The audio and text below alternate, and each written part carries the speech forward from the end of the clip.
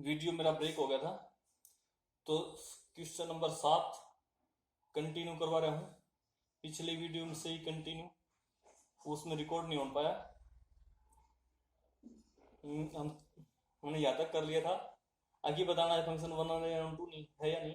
तो fx1 is equal to fx2 लेकर चले, fx1 की वैल्यू निकाली, fx2 की निकाली, फिर हमने x1 और x2 में रिलेशन निकालना है। दोनों तरफ 3 घटा दिया, इस 3 को ऊपर तरफ उठा के लेके 3 से 3 कैंसिल हो गया, हमारा क्या मिल गया -4x1 is equal to -4x2। फिर इस -4 को काटने के लिए दोनों तरफ क्या कर दिया, -4 से डिवाइड कर दिया। ये आप यूं भी समझ सकते हो, 10वीं क्लास से जैसे करते रहे हो, -4 को ऊपर तरफ उठा के ले जाएंगे, -4 से -4 कट जाएगा, यानी कि हमें मिल जाएगा x1 बराबर x2।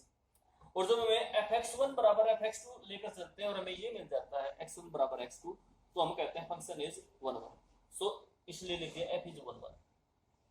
और ऑन टू के लिए क्या करते हैं, fx को y के बराबर मान लिया, इसलिए y बराबर fx के आखिरी -4x। यहां से इसको सोल्व करके x की वैल्यू निकाल लो, यहां से मैंने इसको सोल्व करके x की वैल्यू निकाल ली। x की वैल्यू होगी -y/4 प्लस 3/4। यहां से क्या है, अगर आप इस सेट y, ये सेट है कोडोमेन वाला, x डोमेन वाला, आप जानते हो y की कोई भी वैल्यू लेवांगे, यहां पर y की कुछ भी वैल्यू रखो, 1 2 3 4 0 जो भी है, माइनस की प्लस की बटाए की दशमलव की, उस x की कोई ना कोई वैल्यू हमें मिल जाएगी। यहाँ पर y की कोई भी वैल्यू रखेंगे तो x की हमें कोई ना कोई वैल्यू मिल जाएगी। यानी कि हम ये कह सकते हैं for all value of y x is exist. Here it is clear that for x exist for all value of y। और यानी कि y की हर एक वैल्यू की क्या होगी, हमें प्री इमेज मिल गई, और y की हर एक वैल्यू की प्री इमेज मिल जाती है, तो हम कहते हैं फंक्शन इज ऑन टू। तो इसलिए नीचे लिख देंगे f इज ऑन टू। एक लाइन लिखेंगे, here it is clear that x exist for all y belongs to r, और r क्या कहां से है, कोडोमेन वाला। So f is onto. Question complete. Next question, question number 7 का second part. Function defined है real से real पर fx equal to 1 plus x square. Prove करना 1 1 है या नहीं है ये बताना है, ऑन टू है या नहीं ये बताना है। तो इसमें हम देख वही method, let fx1 is equal to fx2। fx1 की वैल्यू यहां से निकालेंगे, क्या हो जाएगा 1 प्लस x1 का स्क्वायर, और fx2 की 1 प्लस x2 का स्क्वायर। x1 और x2 के बीच में रिलेशन निकालें, 1 दोनों तरफ से, ये 1 से 1 कैंसिल हो जाएगा। x1 का square is equal to x2 का स्क्वायर, और x1 दोनों तरफ स्क्वायर रूट लेंगे तो x1 क्या किसके बराबर मिलेगा, x1 is equal two plus minus x2। तो यहां पर x1 इज इक्वल टू अकेला x2 मिले तो हम कहें 1 1, तो हम यहां पर लिखेंगे f is not 1 1। So f is not 1 1।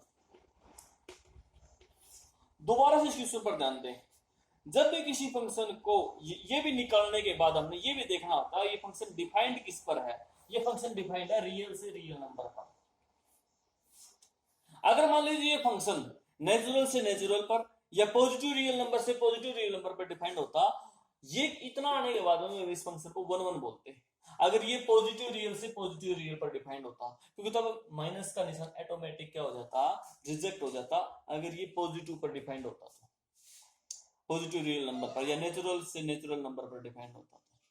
लेकिन अब यहां पर ये फंक्शन किस पर डिफाइंड है, रियल से रियल पर डिफाइंड, और रियल में तो प्लस माइनस दोनों आते हैं, इसलिए x1 की 2 वैल्यू आ गई, यानी कि डिफरेंट एलिमेंट्स की सेम इमेज होगी। तो इसलिए हम कहेंगे function is not 1 1। Onto के लिए fx को y के बराबर माने, for onto let y is equal to fx, और y is equal to fx की वैल्यू क्या है 1 प्लस एक्स स्क्वायर, और यहां से यहां पर कर रहा हूं, देखो यहां से x की वैल्यू निकालो, 1 को ऊपर तरफ उठा के ले जाओ, x square is equal to क्या हो जाएगा y minus 1 x square is equal to y minus 1, और यहां से x की वैल्यू निकालेंगे तो स्क्वायर रूट लेंगे, x इज इक्वल टू क्या आ जाएगा y माइनस 1 का स्क्वायर रूट प्लस माइनस। और यहां से आप देख रहे हो जब y की वैल्यू 1 से बड़ी होगी जैसे कि 2 होगी, y की वैल्यू 1 से छोटी होगी जैसे कि 0 होगी, -1 होगी, तो x इज इक्वल टू क्या आ जाएगा, रूट के अंदर माइनस आएगा, और रूट के अंदर जब माइनस आता है तो फंक्शन क्या मिलेगा हमें, x की वैल्यू इमेजिनरी मिलेगी, और इमेजिनरी वैल्यू इसमें इस सेट में हो नहीं सकती। ठीक है, यानी कि y की वैल्यू इस सेट में हो नहीं सकती, यानी कि जब y की वैल्यू 1 से छोटी लेवांगे तो हमें x की जो वैल्यू मिलेंगी वो इमेजिनरी वैल्यू मिलेगी, यानी कि उनकी प्री इमेज नहीं होगी, यानी कि x डिफाइंड नहीं हो रहा है। For here it is clear, here it is clear, for y less than 1, जब y की वैल्यू 1 से छोटी होगी, x इज नॉट डिफाइंड या x is not exist, x does not exist, x exist नहीं करेगा। यानी कि अगर मान लीजिए मैं यहां पर ये कहूं आपको y की वैल्यू जैसे मान लीजिए मैंने 0 ले ली, तो यहां से देखें तो x की वैल्यू क्या है, अगर यहां पर 0 लेंगे तो x की वैल्यू कितनी होगी, -1 का रूट, -1 का रूट का मतलब आइटा, और आइटा इसमें है नहीं, यानी कि 0 की इमेज यहां पर नहीं हुई, यही चीज हमने लिखी यहां पर। It is clear for y greater less than 1 x does not exist. अगर मान लीजिए ये यहां पर r की बजाय कॉम्प्लेक्स नंबर होता, यानी कि ये फंक्शन डिफाइंड होता कॉम्प्लेक्स से रियल नंबर पर, तब हम इसको ऑन टू कह सकते थे, लेकिन इस केस में ऑन टू फंक्शन ये नहीं है, so f is not onto. यानी कि किसी फंक्शन को 1 1 या मैनी 1 या ऑन टू या इन टू बताने के लिए ये भी देखना जरूरी है कि ये फंक्शन किस सेट से किस सेट पर डिफाइंड है। जैसे कि ये वाला फंक्शन r से r पर 1 1 नहीं है, बट ये अगर ये पॉजिटिव रियल नंबर से पॉजिटिव रियल नंबर पर डिफाइंड होता तो ये फंक्शन 1 1 हो जाता, क्योंकि उस केस में माइनस का साइन रिजेक्ट हो जाता। और इसी प्रकार से ये फंक्शन r से r पर के लिए ऑन टू नहीं है, बट अगर ये कॉम्प्लेक्स नंबर से रियल पर डिफाइंड होता तो ये फंक्शन ऑन टू होता। नेक्स्ट क्वेश्चन नंबर 8, ये थोड़ा कंफ्यूज करने वाला हो सकता है कई बार स्टूडेंट्स के लिए।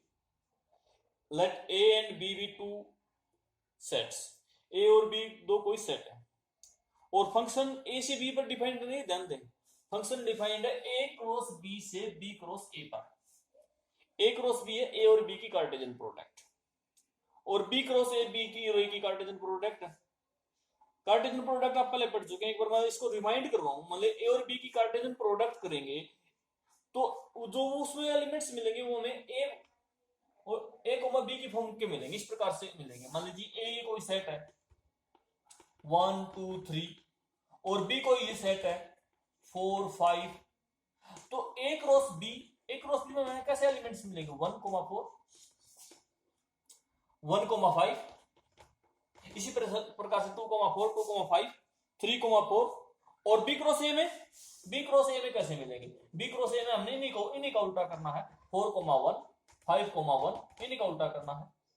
तो ये ध्यान रखिए a क्रॉस b और b क्रॉस a में, यानी कि b क्रॉस a में क्या हो जाएगा, यही एलिमेंट्स b क्रॉस a जो हमने निकालेंगे तो a क्रॉस b के जो एलिमेंट्स थे उन्हीं का ऑर्डर चेंज कर दिया, जो ऑर्डर पेयर में एलिमेंट्स थे 1 जैसे 1 4 था 4 1 बढ़ गया। अब इस क्वेश्चन पर आए, ये जो फंक्शन है डिफाइंड है a क्रॉस b से b क्रॉस a पर, such that f of a b is equal to b, f of a comma b is equal to b comma a, यानी कि ये जो फंक्शन है इसमें x जो है x वो एक ऑर्डर पेयर के फॉर्म में है, और जो y है वो भी ऑर्डर पेयर के फॉर्म में है। अगर मान लीजिए हम इसको थ्योरेटिकल मेथड से करूं, मान लीजिए 1 1 करते हैं इसको, तो क्या करेंगे, let f of 1 is equal to f of 2, x लिखने की जरूरत नहीं है क्योंकि इसमें अब की बार जो x क्या है ऑर्डर पेयर के फॉर्म में है, या इसको यूं लिख सकते हैं f of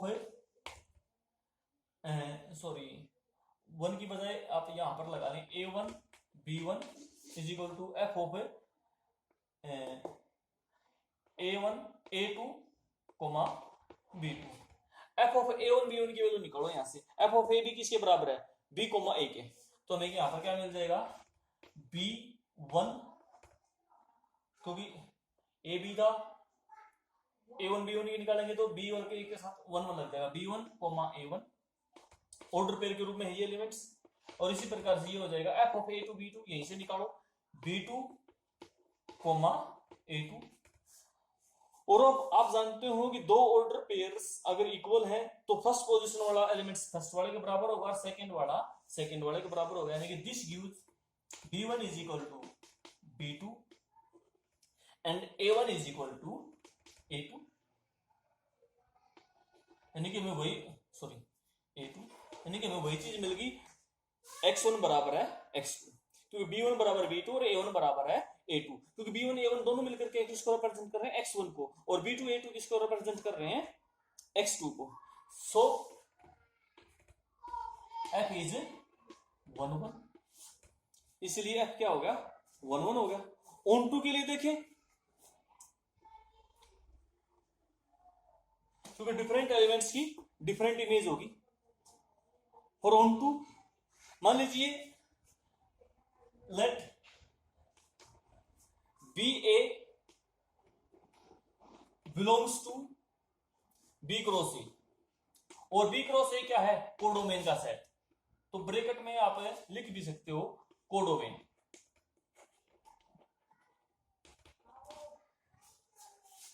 late me for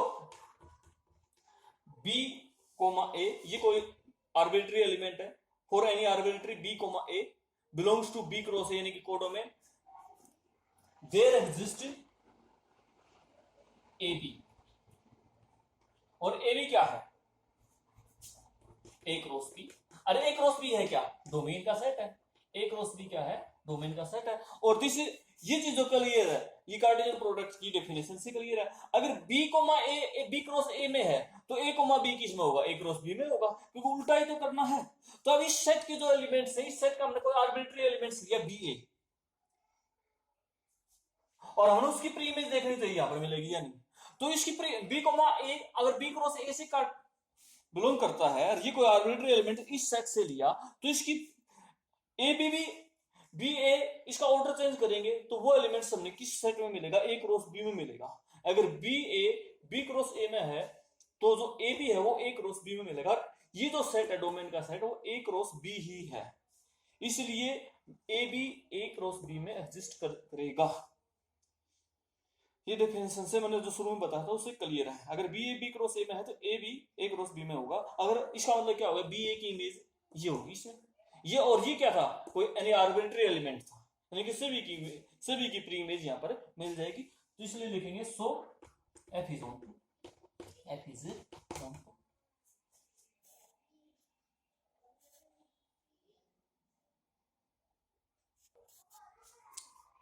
question number 8 देखें भाई। फंक्शन डिफाइंड है नेचुरल नंबर से नेचुरल नंबर पर।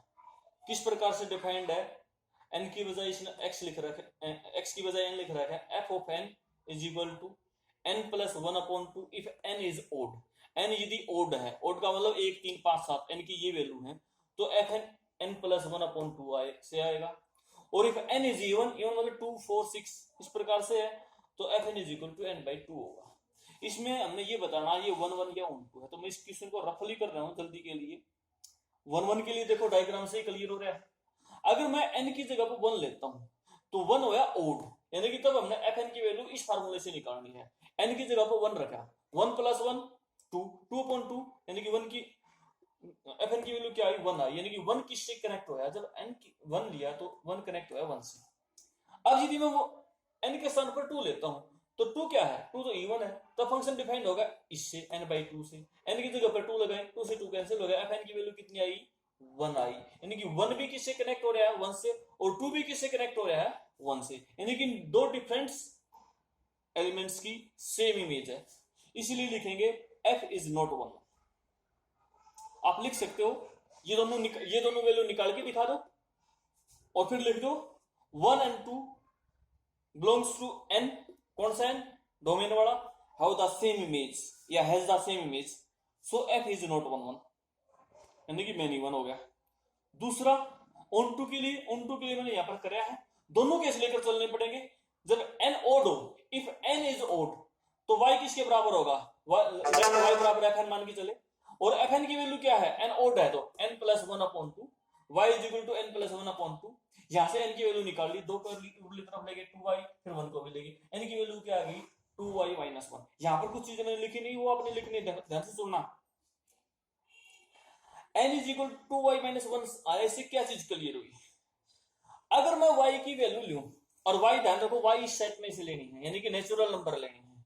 अगर y की जगह पर मैं मैं नेचुरल नंबर लगाऊं तो n की वैल्यू क्या मिलेगी, जैसे कि 1 लगाया तो n की वैल्यू क्या मिलेगी, 2 लगाया 3 लगाया, नेचुरल नंबर ही मिलेंगे, यानी कि सेट में से मिलेंगे एलिमेंट्स, यानी कि n एग्जिस्ट करेगा for all value of y की वैल्यू इस सेट में से लेनी है क्योंकि y इस सेट से बिलोंग करता है। तो so n exist for all value of y और y belongs to n, codomain वाला n एग्जिस्ट कर गया, यानी कि सभी की प्री इमेज मिल गई। अब दूसरा case, if n is even, n even है तो y is equal to fn, तो हम मान के चलते हैं, और fn की वैल्यू क्या मिलेगी, इवन है तो n/2, यानी कि y is equal to n/2, यहां से भी n की वैल्यू निकालो 2y। अब y की वैल्यू फिर पुट करके देखो इस सेट में से, यानी कि 1 2 3 4 जो पुट करेंगे तो हमें n की कुछ न कुछ वैल्यू मिलेंगी और नेचुरल नंबर से ही मिलेंगी, यानी कि इसी सेट में मिलेंगी वो y की वैल्यू जो आप इस सेट से पुट करेंगे इस फार्मूले में, तो n की जो वैल्यू मिलेगी वो सारी की सारी इसमें है, यानी कि ऑल y की प्री इमेज एग्जिस्ट करते हैं in this set, so f is onto, hence clear. और बाकी क्वेश्चन 2-3 क्वेश्चन बचे हुए अपना आप करके देखना। ये एक्सरसाइज मेरी तरफ से कंप्लीट। कोई क्वेश्चन अगर आप पूछना चाहो तो कमेंट करके पूछ सकते हैं। थैंक्स।